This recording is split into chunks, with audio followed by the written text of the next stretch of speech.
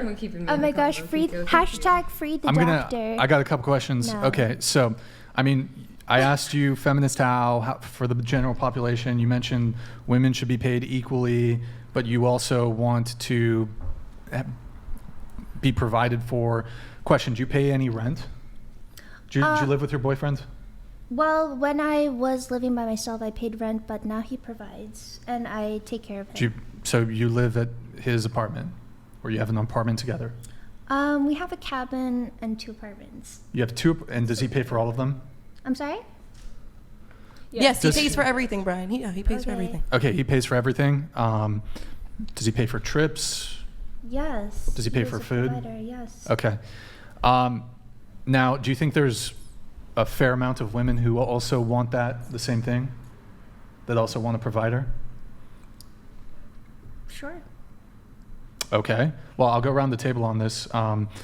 So, going around the table, do you want 50-50 or do you want a guy to be a provider? I think I want to be a stay-at-home mom, so probably provider.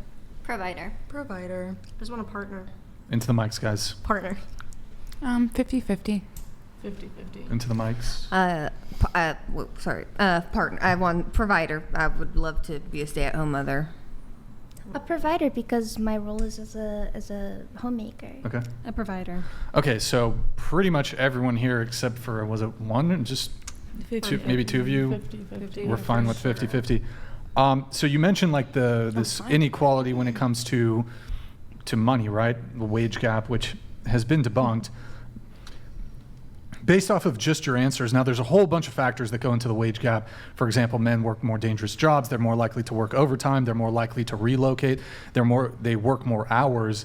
They go into different fields than women, and that's all choice, right? These are choices that people make. One of the big things that occurs to me on this whole like wage gap thing, and women should make the same amount of money as men. And why is it that men occupy all these positions of power and the top paying jobs and the C-suite when it comes to corporations, executive jobs, so forth? Could it be, given all of your answers here, that you want a provider, that men have a mating pressure on them, a very real mating pressure that does not exist in women?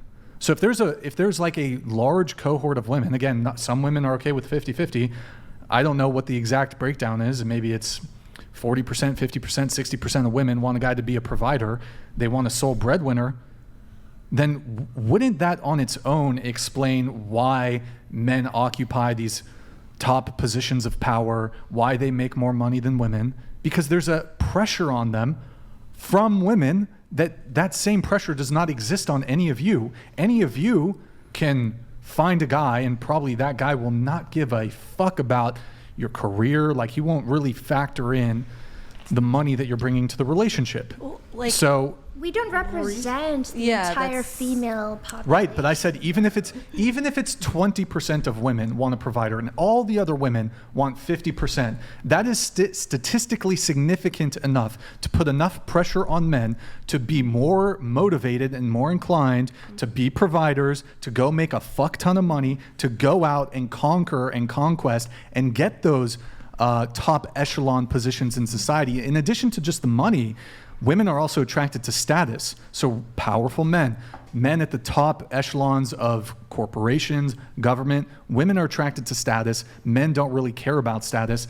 So I mean, I think that kind of, it's just your whole, the reason I'm bringing it up, you're making this point of feminist for the general population, but I'm personally traditional. You can't have this like massive push for like, men and women need to make the exact same amount of money, but I'll only date a guy who makes more money than me. But the wage gap, but also I like high status men with good paying jobs and I want him to be the sole breadwinner. If there's enough women that are putting this mating pressure on men, then of course men are going to go out and we are going to inevitably end up in those high paying jobs, and we're going to take the positions of power. The patriarchy. You act like both of those things can't coexist at the same time, though. We could have women who want to be CEOs and then how men are the CEOs. I get your point of like what you're trying to make, but if anything, bless you, I think it has more to do with still overcoming parts of history. Not saying that women are allowed to run for those positions, but they're still getting out of the mindset of where they believe that they can. Men are more motivated to get, broadly speaking, generally speaking. I don't know about Yes. that. If men Yes, are more men are motivated, more- then why are more women in higher education than men? Because feminism has rigged the game. It's rigged the system to basically all through. Even if you look at how they've rewired. I don't know the specifics on this. Maybe Andrew has something on this. How they've kind of changed to some degree how education is done, starting even at the kindergarten level, to sort of, I don't know if pander's the right word, but to cater to the more female way of learning. And there's all kinds of Like what? I can't. Nothing's That occurring to me that I can give you an example. Like people but with like ADHD and stuff. Like well, that also here doesn't help people. Like I can that in answer this school actually. systems. Affirmative action, for example, since 1979, there's been more women going to college and graduating from college.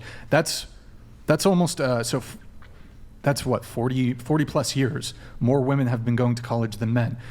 We've done this through affirmative action. There's more scholarships for women. Okay. More I would scholarships also for women. Add I've never that gotten a women can conform easier Right, I in the never did classroom either. than men. What's that? I don't think that it's like the school system's rigged for women. I think that women can just conform to it better.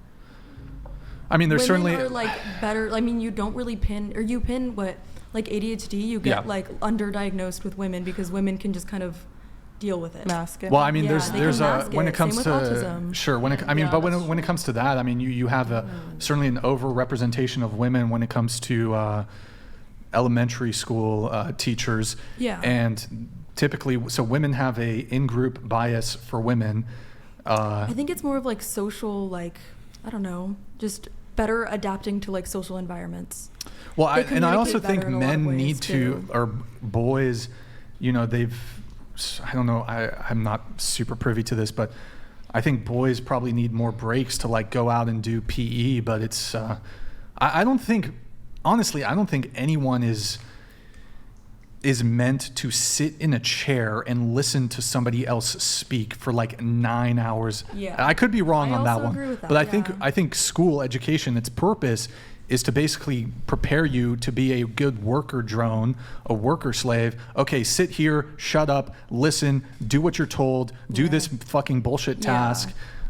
So America and China have the longest school days. Most schools in other countries are only 4 to 6 hours. So- And then God forbid they even teach us anything we need to know. But it's like, just so to interesting, live like- we in only the have world. school because people need to go to work. wait, going And around the table on if this, there was no school, do you people consider couldn't work. yourself a feminist?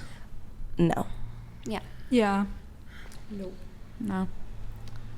Not in the sense that's being spoken at this podcast. Not a blue hair Not feminist. this new wave. Yeah. Yeah.